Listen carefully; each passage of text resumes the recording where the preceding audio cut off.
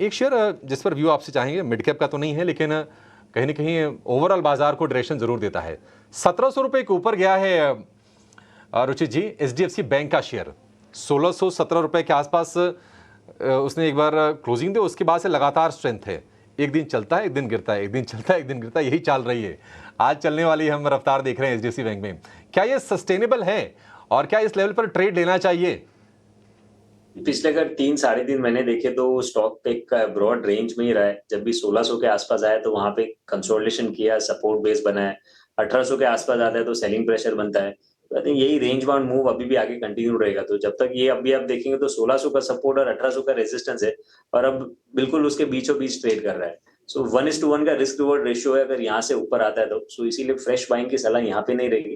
पर थोड़ा सा कुछ डिप्स मिलता है तो बाय डिप्स की रणनीति स्टॉक में रखे, क्योंकि जब तक 1580-1600 का सपोर्ट रेंज इंटैक्ट है तब तक स्टॉक के ब्रॉडर ट्रेंड अब नेगेटिव नहीं है एचडीएफसी बैंक के। ठीक है, एचडीएफसी बैंक को लेकर ये व्यू। एक शेयर जो कल बहुत तेजी से गिरा था और आज उसके नतीजों का इंतजार, वो कंपनी है बजाज ऑटो। हालांकि अगर हम नवरात्रि की बात कर लें, पिछले महीनों की बात कर लें, तो बहुत उत्साहजनक कोई ऑटो सेगमेंट से कोई ट्रेंड नहीं आया है।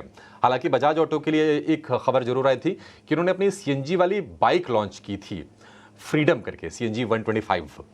आज भी एक उनकी बाइक पल्सर शायद लॉन्च होने वाली है, उसकी डिटेल का इंतजार है। लेकिन नतीजों को लेकर अनुमान क्या है, ये बताने के लिए हमारे सहयोगी सृष्टि शर्मा जुड़ गई हैं। सृष्टि, बताइए बजाज ऑटो किस तरह के आंकड़े पेश करेगी कंपनी? जी हाँ, ऑटो कंपनीज में सबसे पहले अगर किसी दिग्गज ऑटो कंपनी की बारी आती है तो वो होता है बजाज ऑटो, जहाँ पे इस बार फिर से एक बार अच्छे नतीजों की ही उम्मीद है। क्योंकि आप वॉल्यूम्स देखिए, साल दर साल और तिमाही दर तिमाही वहाँ पे एक बेहतरीन जंप देखने को मिला है। पर सबसे अहम जो है कंपनी का मुनाफा, रेवेन्यू, ये सब के बजाय मार्जिन होगा। क्योंकि इस बार एक अलग सी चीज़ हुई है बजाज ऑटो में, जिसमें इनका जो प्रोडक्ट मिक्स है उसमें थोड़े बदलाव हुए हैं। क्योंकि अभी तक हम देख रहे थे कि प्रीमियम सेगमेंट्स जो है काफ़ी अच्छी तरीके से कॉन्ट्रीब्यूट कर रहा था, पर पिछली तिमाही जो इन्होंने नई सीएनजी बाइक लॉन्च की है फ्रीडम 125, उसकी सेल्स का भी कंट्रीब्यूशन आया है। साथ ही साथ जो ईवी चेतक है उसमें भी काफ़ी सेल्स ग्रोथ पिकअप हुआ है। हमने देखा है कि ईवी मार्केट शेयर में बजाज ऑटो ने किस तरीके से लीड ली है। तो इसी मिक्स के चलते हो सकता है इनके मार्जिन सुधरे तो ज़रूर साल दर साल, पर बहुत ज़्यादा सुधार की उम्मीद आप वहाँ पे ना करें। अगर हम नंबर्स की बात करें तो रेवेन्यू के फ्रंट पे 13,305 करोड़ हमारी उम्मीद है। EBITDA फ्रंट पे 2670 करोड़ के आसपास ये आंकड़ा आ सकता है, और मार्जिन के फ्रंट पे 20.1% हम उम्मीद लगा के चल रहे हैं। अगर तिमाही दर तिमाही देखें तो एक ये फ्लैट ग्रोथ रहेगी। आखिरी में मुनाफे में लगभग 2200 करोड़ के आसपास हम उम्मीद कर रहे हैं कि कंपनी का मुनाफा रहेगा।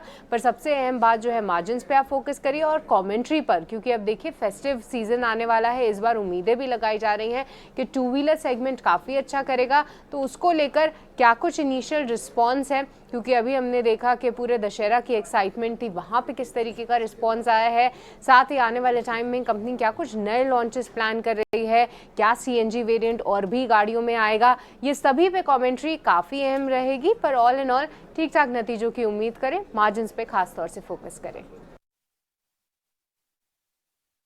मुनाफे में 20%, आय में 23% बढ़त का अनुमान है। बजाज ऑटो के नतीजों के इंतजार है।